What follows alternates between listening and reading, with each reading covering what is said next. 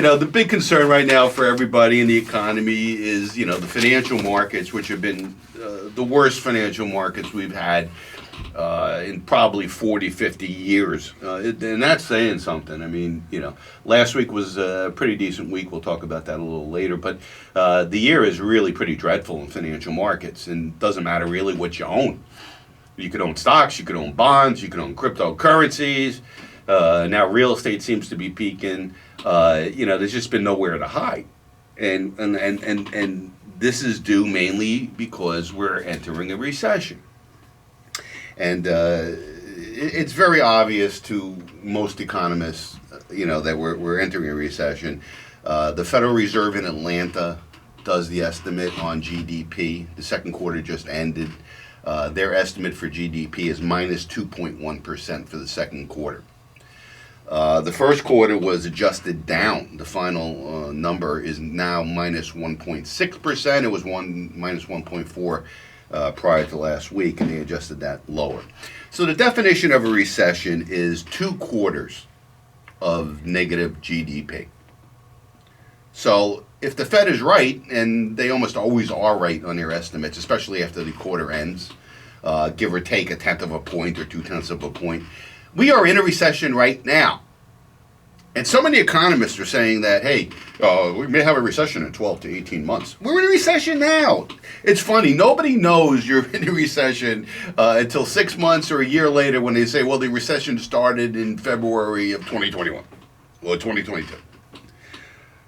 Goldman Sachs came out this week and said, this is the headline, world is on the brink of a rather severe recession. And they said that within the next year, there's a 30% chance of a recession. What do you mean 30%? I just told you we have 2 back-to-back quarters of negative GDP. That's a recession by definition. Well, there's a 30% chance that we may be in a recession in a year. And a rather severe one at that. So if we enter a recession, well, what does it mean, number one? What is a recession? A recession means the economy is contracting. And we've had many recessions over the years. And where did that come from? Well, it used to be called a depression. There was no word back in, since probably the 1940s and 50s, there was no such thing as a recession. There were depressions. And because of the severity of the depression in the 30s, they don't like to use that word. So they replaced depression with recession.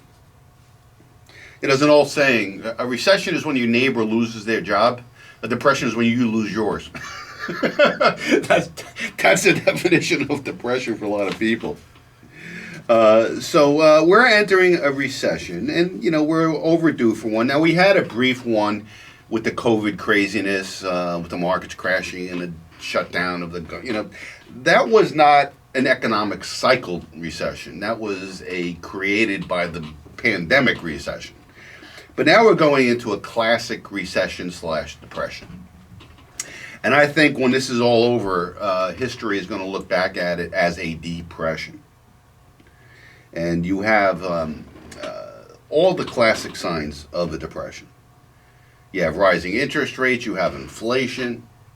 Soon we're going to start seeing layoffs start picking up. We're starting to see it a little bit now. You're going to see asset prices decline. Well, we've seen that, in the first half of the year, right? With stocks, bonds, real estate, cryptocurrencies. People get poor in recessions/depressions. It's a very, very painful thing. And it seems that the Federal Reserve is creating this purposefully. They feel that by slowing the economy down, pushing us into negative growth, that will quell the inflation wave that we're going through right now. And they may be right. But at what cost? I don't know. I think I'd rather pay higher prices for things and still have a job than pay higher prices for things and not have a job. Right? And that's what they're basically doing. They're basically trying to force the economy into a recession, and they've been very successful at it. And then this week they came out and they said that, well, I don't know if it's next week or the week after, the Fed meets again. And it's pretty much baked in the cake that the Fed's going to raise interest rates 0.75%. Now, typically, when you're starting to enter a recession, the Federal Reserve loosens monetary policy, trying to prevent the recession, trying to make things better, trying to make demand go up. But what we have going on now is the inflation is the main issue for the Federal Reserve, and damn the economy. And this is what Paul Volcker did back in 1980 to a much greater extent. We had a major inflation spike, not unlike today. Inflation was running about 14-15%. And if you calculate the CPI the way they did back then, which John Williams from shadowstats.com, an older economist, does, we're at 17% inflation right now. So you want to compare, 1980 to 2022, it's worse today. At that time, Paul Volcker, who was the Federal Reserve chairman at the time, raised interest rates to something like 18% on the federal funds rate. That's what the Federal Reserve controls. It's called the federal funds rate. Well, he started raising interest rates at 7%. So interest rates were 7% prior to the inflation. And then he raised it to 18%. So where were we? We were at 0% interest rates, and now we're at 1 3/4. With worse inflation than we had there. So they're talking about, 3/4 of 1%. All right, where does that bring us? That brings us to 2 1/4%. And economists say that if the inflation rate is not equal, if the interest rate is not equal to the inflation rate, you can't battle inflation. Well, if the inflation rate is really 16 or 17%, let me tell you something, interest rates aren't going there. You want to talk about people homeless and in the streets, raise interest rates to that level, see what happens to the economy, to the financial markets, to our existence. It's just impossible.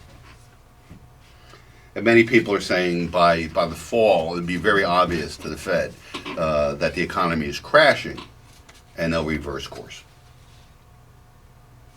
So we'll see what happens with the Federal Reserve. The Federal Reserve, I talked about them for years. The Federal Reserve is unconstitutional. They have too much power. They're unelected, and they control your life. Think about what the Federal Reserve does. It controls the rate of mortgages. So if you're buying a house, the Federal Reserve has the power to determine what your payments are going to be. By raising or lowering interest rates, the Federal Reserve has the power to create unemployment or employment. What a powerful, powerful thing the Federal Reserve is.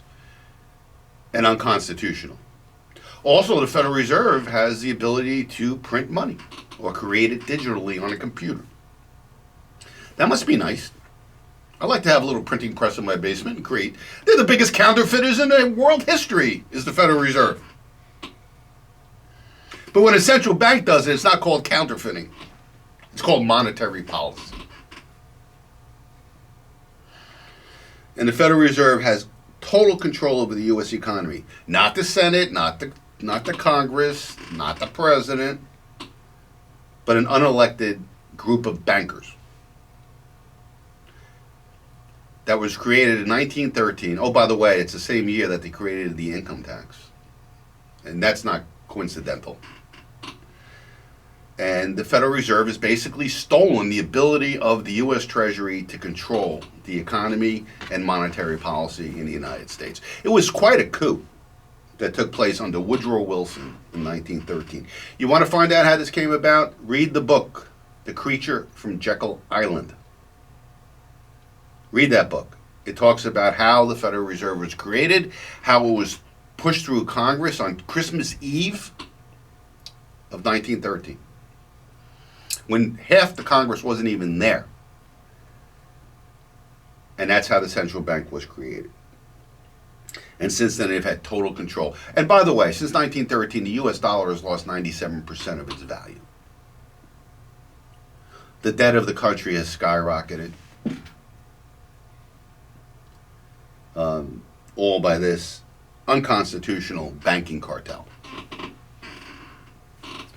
And who owns the Federal Reserve? It's kind of murky. You really don't know. Well, it's owned by other banks, member banks of the Federal Reserve, J.P. Morgan, Citigroup.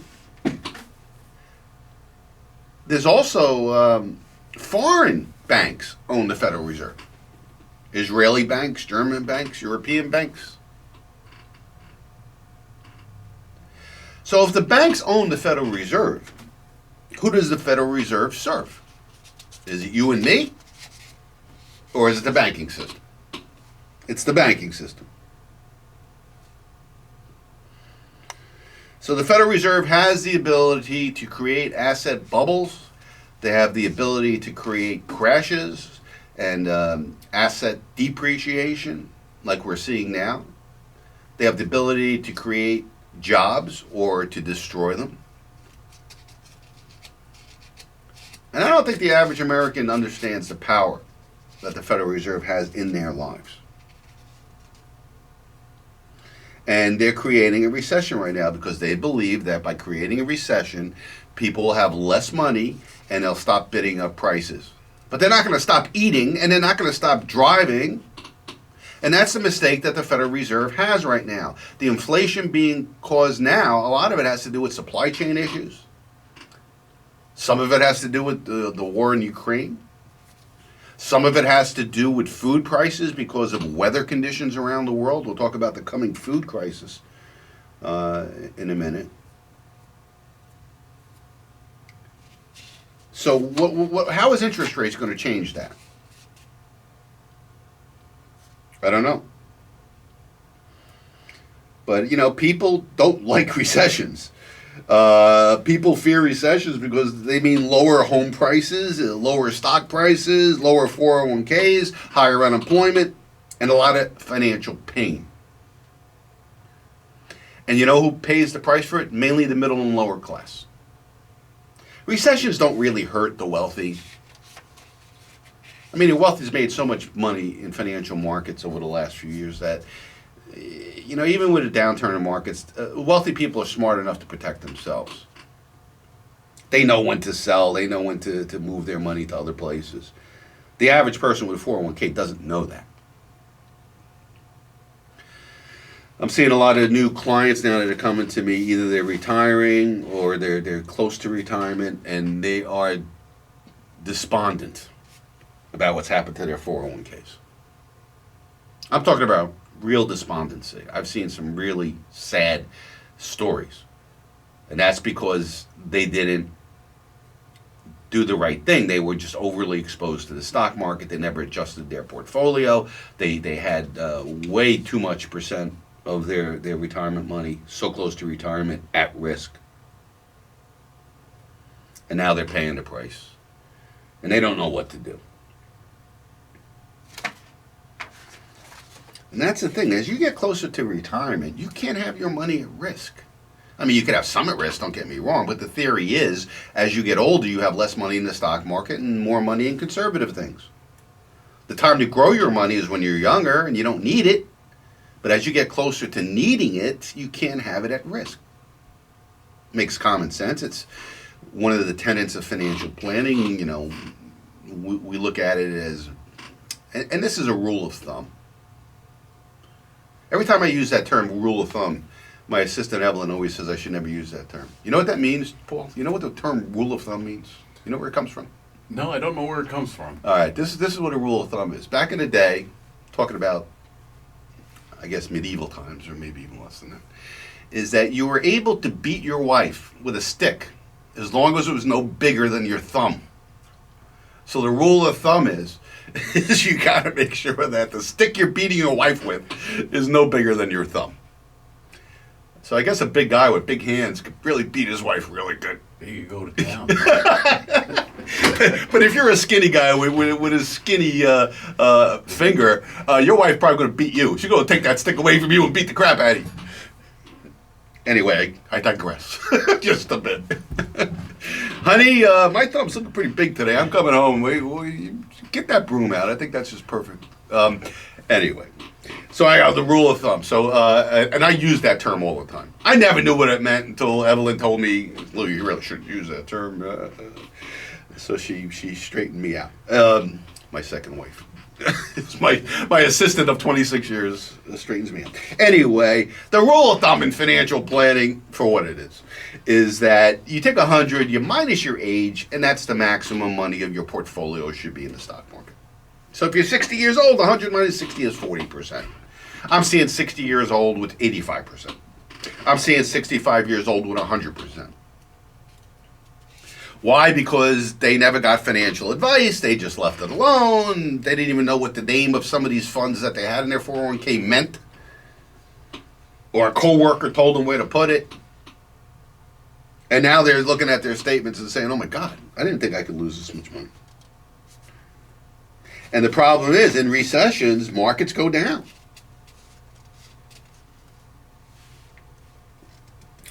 And if we're truly going into a recession/depression, which I believe we are,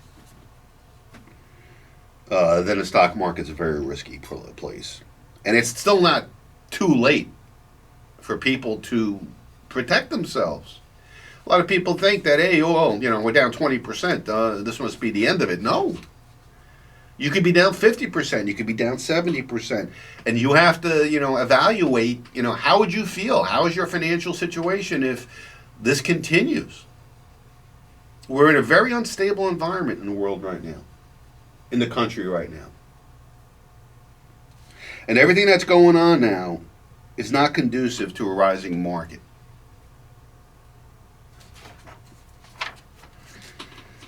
So the National Bureau of Economic Research is the group that, the committee that comes out and announces a recession. And as I said, 2 quarters of consecutive GDP contraction is usually the shorthand for a recession. But the National Bureau of Economic Research uses a number of other factors as well. But when they finally do announce a recession, it's usually been in effect for 6 months or more. So how long do recessions last? The average length of a recession, going all the way back to 1857, is about 17 and a half months. Now, they could be shorter, and since the Buchanan administration, for those who know their history, they've been even shorter. The average, it was much longer in the 1800s. And it also includes the Great Depression. The Great Depression lasted 43 months. Bad time.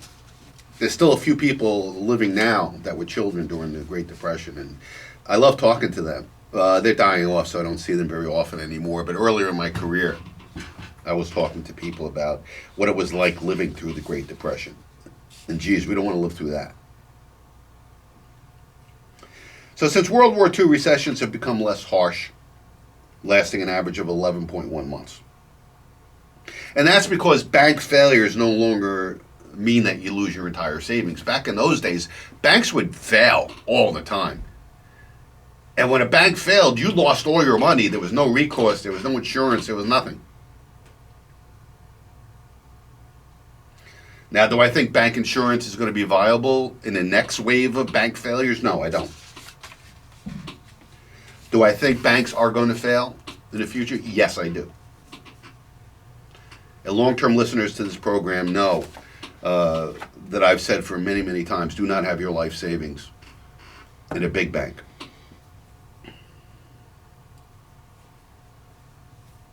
And in the past when I've said that, it's caused all kinds of problems. But really, I'm serious about that. And they make you sound, you walk into a bank and the plaque on the wall, FDIC insured up to $250,000. Yeah, right. Tell me that insurance is going to work when Bank of America fails. When 1.3 trillion in deposits are insured by $100 billion that the Fed has, the FDIC has.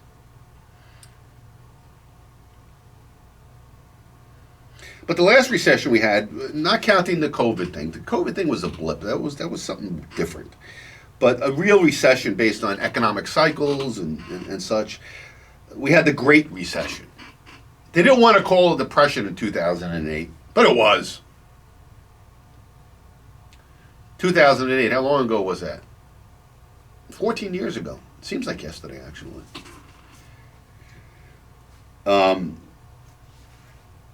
That was 11.1 months. No, I'm sorry, that was 18 months. It was December 2007 and ended in June of 2009. Total of 18 months. The pandemic recession lasted 2 months. Why? Because the Federal Reserve started printing money and injecting it into the system, lowering interest rates to zero. The federal government started the stimulus checks to everybody. The stimmies, as they used to call them. So typically it is a 5-year gap between recessions. Historically, we'd have 5 years of growth and good economy, and then a year and a half to 2 years of recession, and then the next cycle would start. And right now we're going into, or we are in, a recession. The question is, will it morph into something greater? The D word that they don't like to use.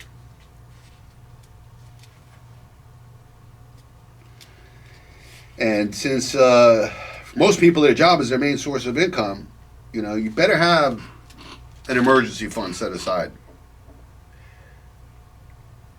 It's been really a great job market for anybody looking for a job. There's places to work. But in a recession, it goes the other way. And we're seeing that in first-time claims for unemployment. We're starting to see them rise. It's actually has risen for the last 2 months.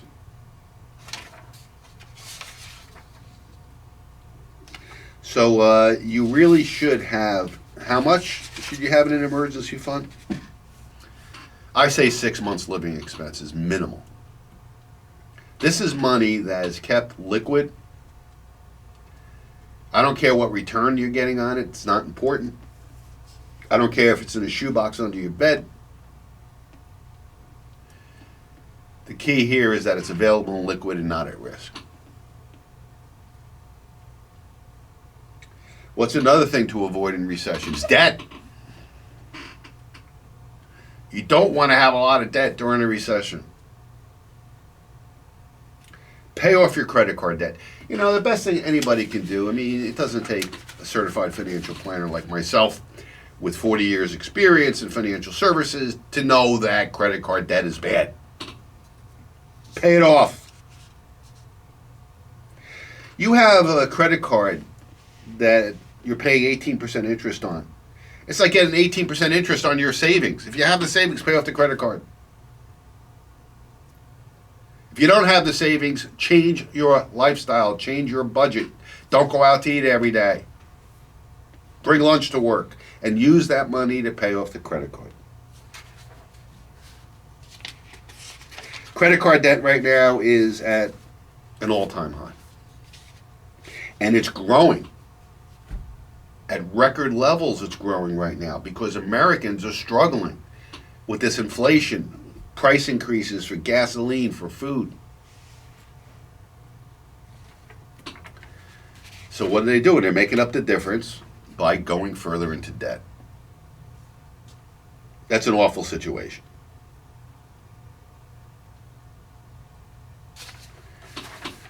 Another thing we're looking at right now, indicative of a recession, is an inverted yield curve, where short-term interest rates are higher than long-term interest rates. Normally, the yield curve goes up. So the longer the maturity of a bond, the higher interest you get paid. So if you have a 30-year Treasury bond, it should be paying you more interest than, say, a 2-year Treasury note. But right now, we're seeing 2-year Treasury notes paying higher interest than 5-year Treasury notes. That's called an inverted yield curve, where short-term interest rates are higher than long-term interest rates. That almost always is indicative of a recession. And that's what we have right now. So you'll hear it from the official sources later this year that we're in a recession, not 6 months from now, not a year from now. It started in the spring of 2022. I've been telling you about it. I'm looking at all the indicators. and we're in it now. The question is, does the Federal Reserve continue to raise interest rates into a slowing economy? And do we go into a severe recession? And it's not just the United States, worldwide. It's a worldwide economic situation. So the average increase in unemployment during a recession is about 3%. And that's probably going to be low this time around. Let's look at financial markets the past week. For the first time, well, not the first time, but it's a rarity to see a week where the stock market is up. And we had that this week. The Dow Jones Industrial Average was up 0.75%.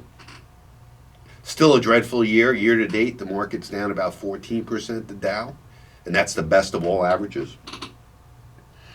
S&P 500 had a better week than the Dow, up almost 2%, 1.94%. Still down 18.19% for the year.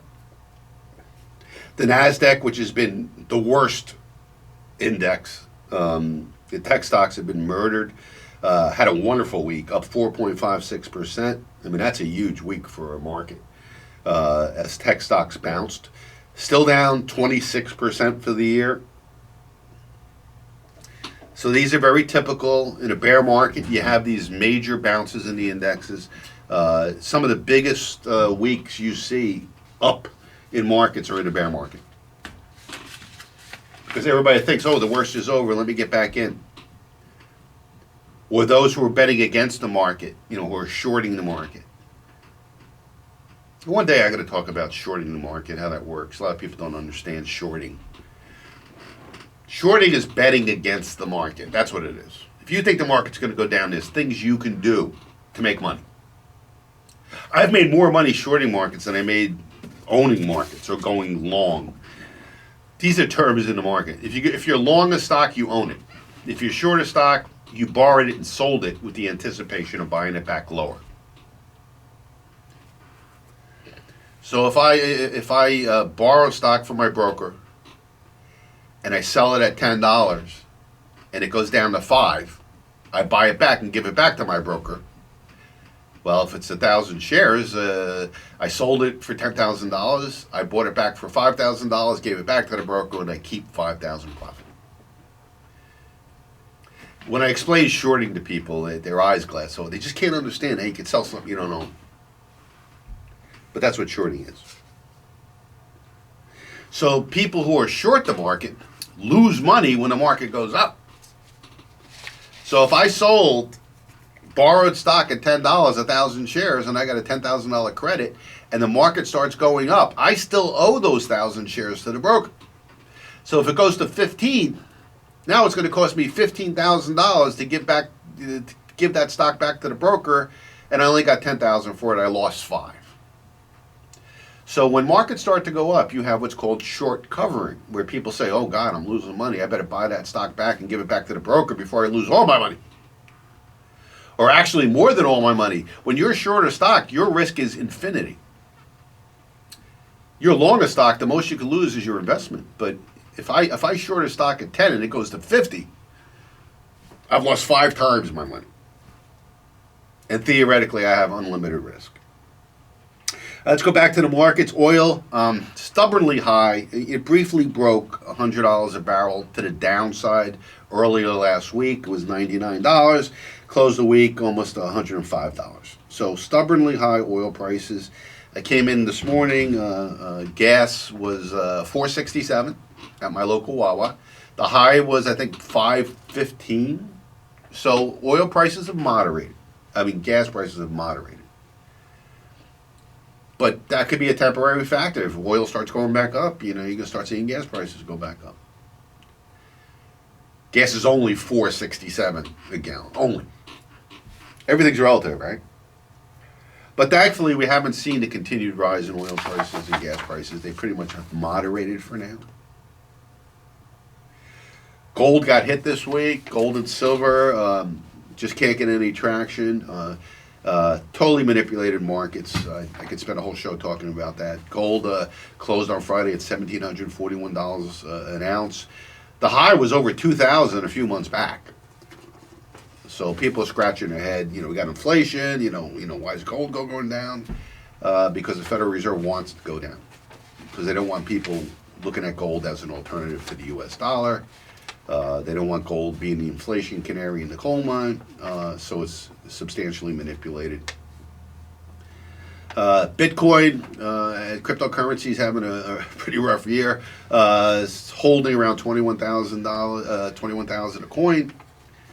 If you recall, the high was 68,000 in November. So people are getting killed in crypto still. Mortgage rates. Let's talk that. We had the biggest drop in mortgage rates in like 40 years this week. Mortgage rates dropped almost half a point last week to 5.3%. Still double what it was, at a year or two ago, but it was over 6. So we saw a major drop in mortgage rates. Good thing if you're buying a house. Whether or not that stays enough, we'll see. All right, let's take a break. 732-237-9626 is the caller number. My name's Lou Scatigna.